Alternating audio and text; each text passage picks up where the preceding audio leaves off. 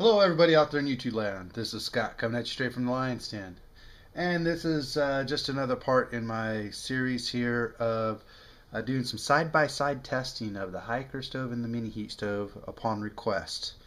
I got a couple requests on some burn times and how they work in comparison to each other. Both of them are great stoves. Both of them work really awesome.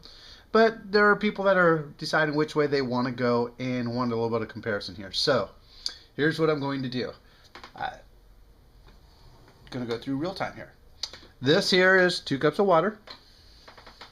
I got 2 GSI minimalists. So I'll pour this in.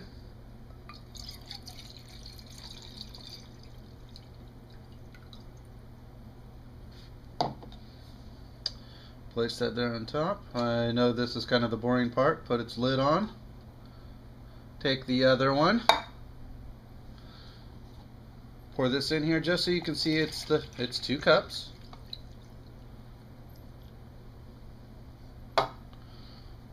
Two cups of water. That way they're exactly the same.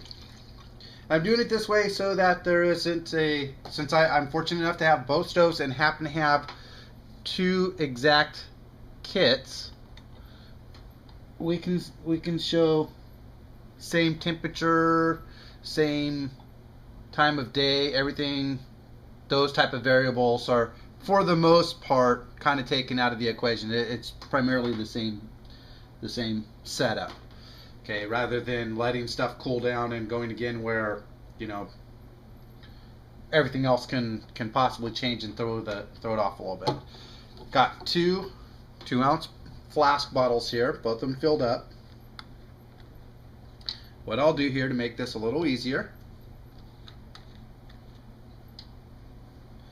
just so you can see, what we will do, we'll put 1 drop of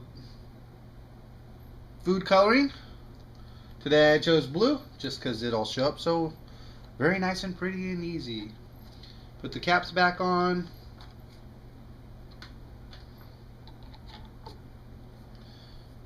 Shake it a little bit. That way it's nice and mixed up quite well. Now it looks like paint, school paint. You know, make you think about when you were a kid eating glue chips. Don't deny it. I know you did it. Yeah, you right there. You know you ate glue chips. Heck, some of you guys probably still got paste in your mouth now. I wasn't one of those kind of kids. I'm lying, I was one of those kind of kids. Hey, a little bit of glue and Kool-Aid.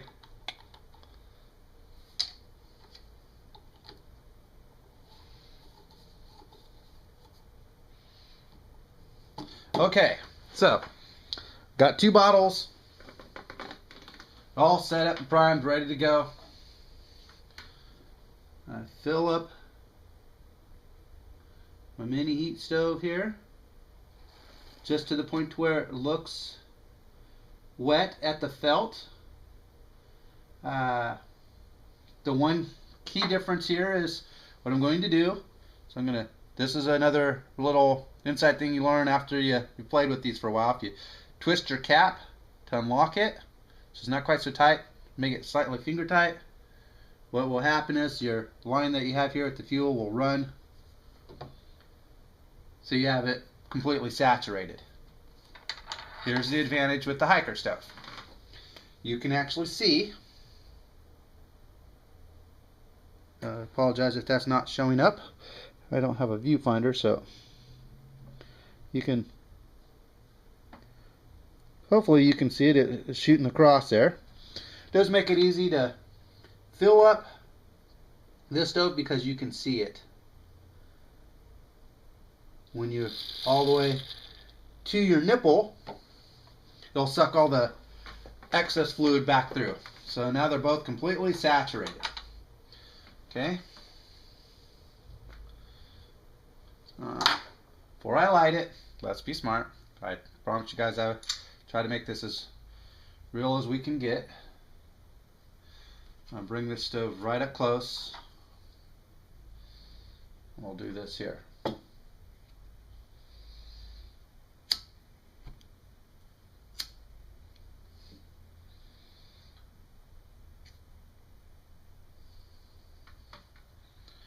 Move this back so it's centered.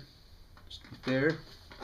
And as you guys can see, hopefully with the with my mini heat, I actually put the top ring back on, not the way that I normally use it.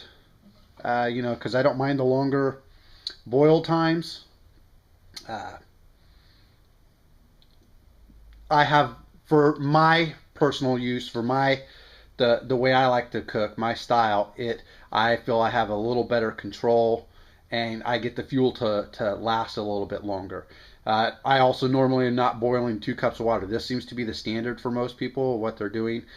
But since I cut down to make sure that I primarily only need about a cup, maybe a little more than a cup of water per the meals that I'm making when I'm out doing my day hikes and overnight camping and stuff like that, when I'm by myself and not set up in a base camp style with my kids, you know, I cut it down to try to make it work, to make it last as long as possible. So this is just a test purely for what was requested.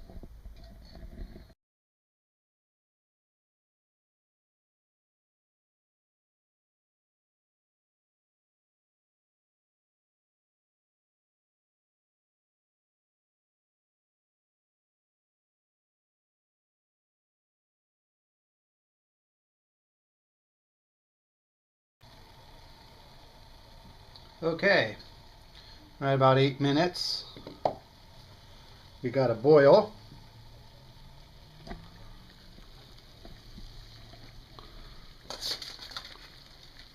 There on the hiker stove.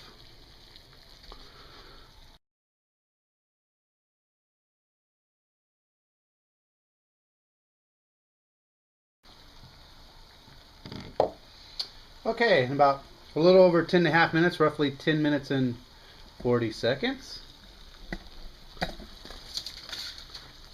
We have a boil on the mini heat.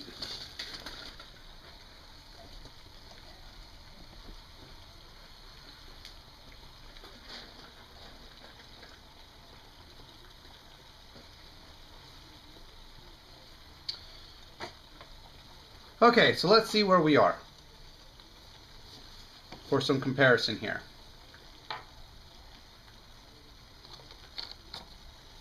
Our mini heat bottle,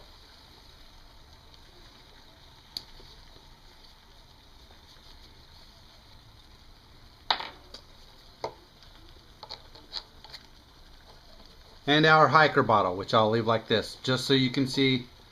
That way you know there's no switcheroo or anything. You can tell the mini heat one, I tore the tag on it, and the other one I left for the hiker, so you can see the two together. Doesn't seem like a whole lot of difference. It definitely looks like more when you're got the bottles here in your hand. You can see the difference in fuel consumption. Okay, let me put it back down here. See if I can do it this way instead. We'll go freelance out here. Apologize for the macro, it's not going to show up that well, but you can see the difference there in fuel consumption, okay? Now, what this means is, remember, when something's burning a little more efficient, using less fuel, because there's less broad heat being pumped out, just raw heat coming out of it, it's going to take longer to burn. Okay, with the when you're looking at something that's got a lot of that heat, a lot of that power, you're adding a lot more fire, a lot more heat to what you're cooking, rehydrating, warming up, that it's going to consume more fuel. Take less time, consume more fuel. That's just how it works, you know. You're working on trying to come up with a good, decent average between consumption and time. So that's where efficiency comes into play. There's several things that can make a difference here. One being, I also typically use a pot stand that is only 4-tiered, not 5, with the mini heat. I will do another test after this showing that. And also, if you're using a windscreen, when you're using a windscreen, you keep more heat around the pot itself, which helps when you have something like that and you have all that radiant heat around. You have less heat escaping openly. It will work more efficiently, and that's with any cook stove. Okay, so on any of these, that'll work. So hope you guys enjoyed, and we'll catch you on the next one.